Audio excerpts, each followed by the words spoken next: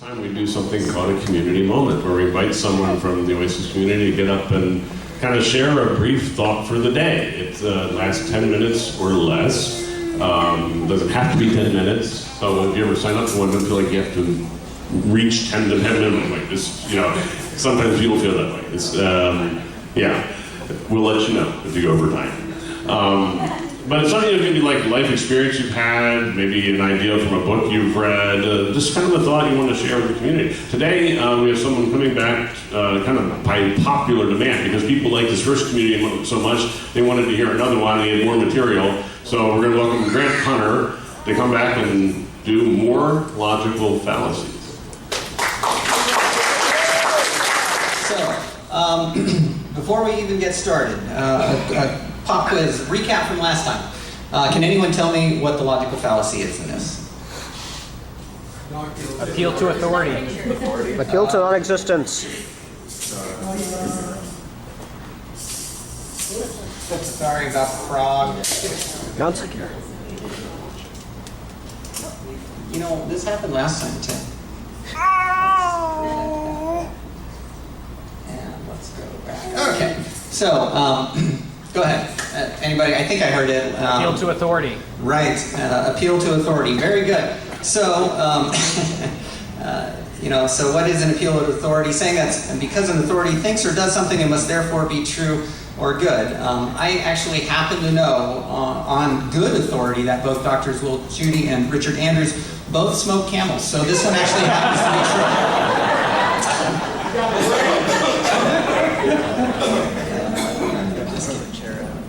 Okay, so the best part about doing a lecture series is I get to recycle slides.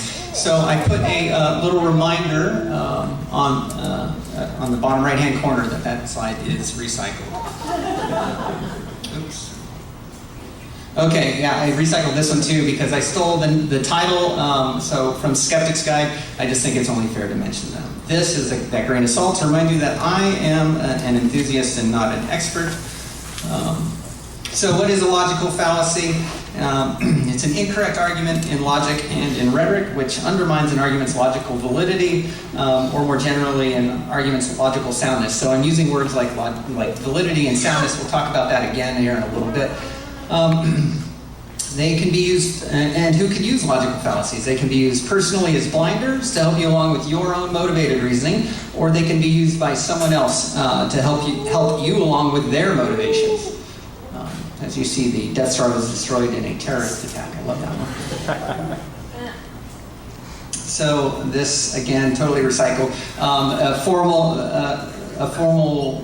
fallacy is a structural problem. An informal fallacy is a content problem. So the soundness is dependent of an argument is dependent upon the premises. I'm not good at this Mac business. Okay, so formal versus informal fallacies again. So formal one there on the left, if Bill Gates owns Fort Knox, then he is rich. Bill Gates is rich, therefore Bill Gates owns Fort Knox. So that's a formal fallacy. It's a structural problem, you see. So that is something called affirming the consequent. Informal, you're going to come across these much more often. Misogynists make absolute claims. Feminists make absolutist claims. Therefore, misogyny and feminism are of equal value. Obviously a content problem, so that is something known as false equivalency.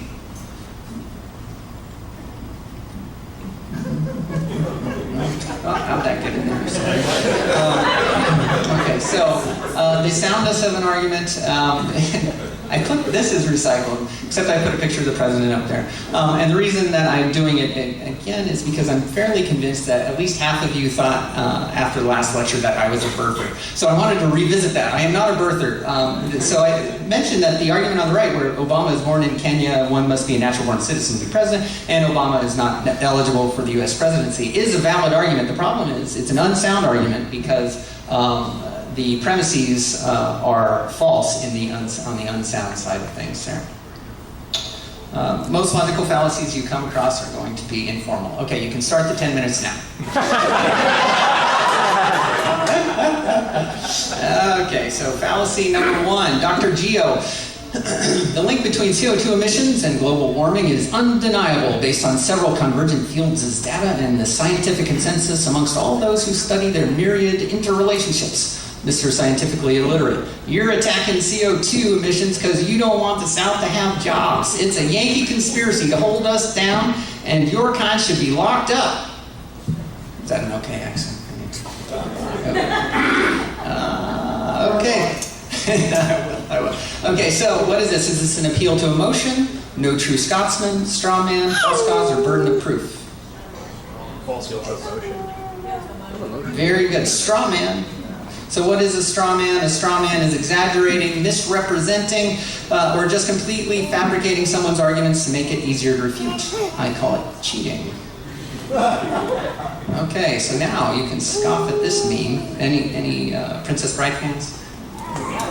Yes. Thank you. Okay, so here's an argument, or here is a example of a straw man argument. So atheism, the belief that there was nothing, and nothing happened to nothing, and then nothing magically exploded for no reason, creating everything, and then a bunch of everything magically rearranged itself for no reason whatsoever into self-replicating bits, which then turned into dinosaurs. So it makes perfect sense. So that's an obvious and somewhat excruciating straw man. I do like the retort there where it says stupidism when a person who thinks they know about atheism clearly has no clue about abiogenesis, cosmological evolution, organic evolution, thermodynamics, and natural selection because they haven't bothered to read up on it. I'm pretty sure they left off at least 6 different fields. I don't know, there's probably more. So let's go on to fallacy number 2. Okay, so this one, this is real. Like this happened to me. So it was a dear friend of mine. Her name's not Jane, and my name's not John. But either way, this is based on reality. So Jane says, "You really must try this new health bar, John." John says, or me. Oh, really? Why? It's non-GMO and has none of that nasty lab-made sugar. John, turning the bar over. But there are 72 grams of fructose per serving, and each bar is 3 servings. So, your body knows what to do with fructose. It's found in fruits. Very good, very good. Okay, so Jane's delicious low-fat candy bar. What is Jane's fallacy? Is it an appeal to nature, appeal to emotion, appeal to ignorance, anecdotal evidence, or a false cause? Kind of lobbed that one to you. I think that is an appeal to nature. So what is an appeal to nature? It's arguing that because something is natural, it is therefore valid, justified, inevitable, good, or ideal. So on that note, did you know that the appeal to nature fallacy was first described and first used and subsequently described on the plains of the Serengeti over 300,000 years ago by our ancestors who happened to be on the paleo diet, and is therefore the only logical fallacy that's okay to use? All right, I'd like to remind you of a few other natural things. Arsenic. Cocaine. Tornadoes. This one was just on the other side of Lubbock a few months ago. We all recognize this. Floods. Yes, also natural, very natural. Lightning. This was just a few blocks from here. Very natural. But of course, I can't be all negative. Yes. Aw, yeah, the cute baby seal is also very natural, as are the polar bears who eat them. Okay, so fallacy number 3. So this one was written by William Paley, who is a 1700s English clergyman and Christian apologist. I'm sure most of you have heard this. Quickly, in crossing a heath, suppose I pitched my foot against a stone and were asked how the stone came to be there. I might possibly answer that. For anything I knew to the contrary, it had lain there forever, nor would it perhaps be very easy to show the absurdity of this answer. But suppose I had found a watch upon the ground, and it should be inquired how the watch happened to be in that place. I should hardly think of the answer I had before given, that for anything I knew, the watch might have always been there. There must have existed at some time and at some place or other an artificer or artificers who formed the watch for the purpose which we can find it actually to answer.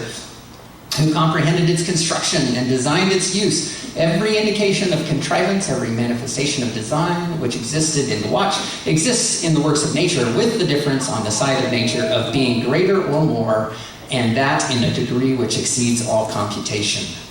Okay, that's wordy, but it's there's a fallacy in there. So, is this fallacy? Begging the question, appeal to authority, loaded question, false analogy, or false cause? I think I heard it, yeah, false analogy. So what is a false analogy? It's comparing apples to oranges fallacy is kind of a way to sort of think of it. You can expect two different things to have different properties. Their similarities only go so far as their similarities actually go.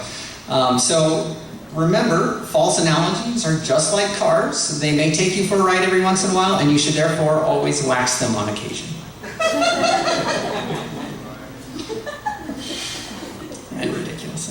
Okay, so this Richard Dawkins quote, "The only watchmaker is the blind forces of physics." That was known as the watchmaker analogy.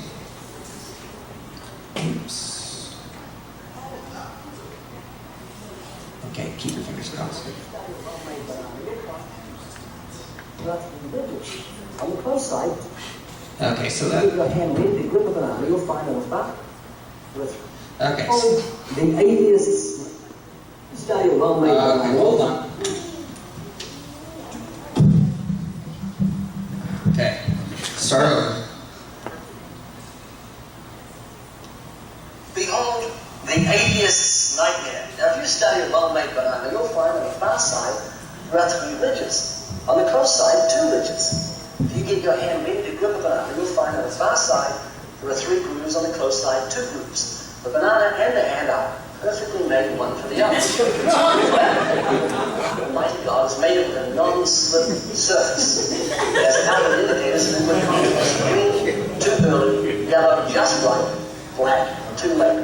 Now, if you go to the top of the banana, you'll find, as with the soda can makers, placed a tab at the top. So God has placed a tab at the top. When you pull the tab, the contents don't squirt in your face. You'll find the wrapper, which is biodegradable, has perforations. Notice how gracefully it sits over the human hand. Notice it has a point at the top, ease of entry, it's just the right shape for the human mouth. It's a little curve toward the face to make the whole process so much easier. It's actually curved. The whole creation testifies to the genius of God's creation. It absolutely does.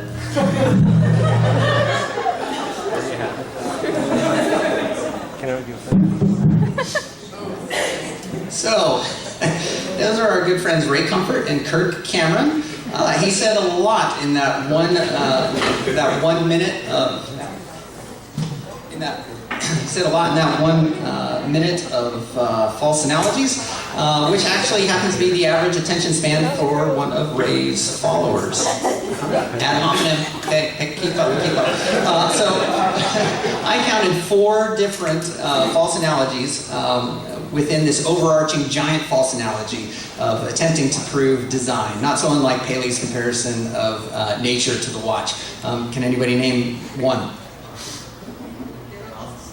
Yeah, very good. Non-slip. Yeah, soda can tab. Good.